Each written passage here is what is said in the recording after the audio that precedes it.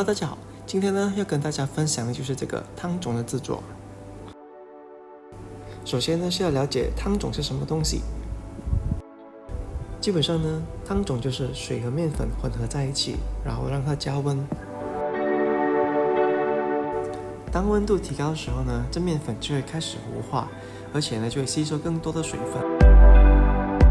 因此，用这个汤种做出来的面包呢，会更加柔软，更加有弹性。因为加入汤种制作出来的面包呢，面包的含水量会比较高，所以呢会比较柔软。所以我们可以在制作面包的时候加入适量的汤种。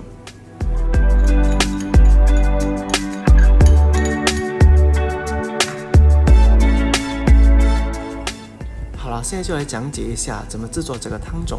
首先呢，就把清水还有面粉混合在一起。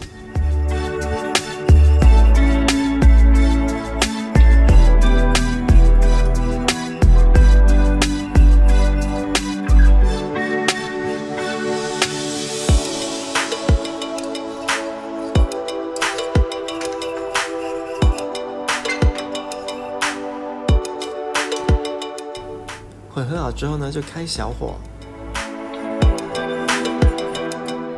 要记得，就是全程呢，就是使用最小的火，然后就是一直搅拌。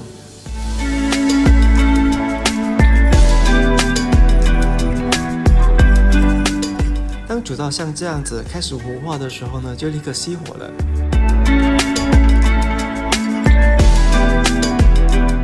然后呢，就是把它倒出来。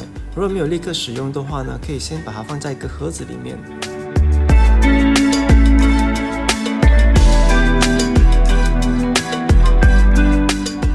无论有没有立刻使用，都要把保鲜纸呢贴在表面，以防止表面的水分流失。可以放进冰箱冷藏，可以保存大概3天左右。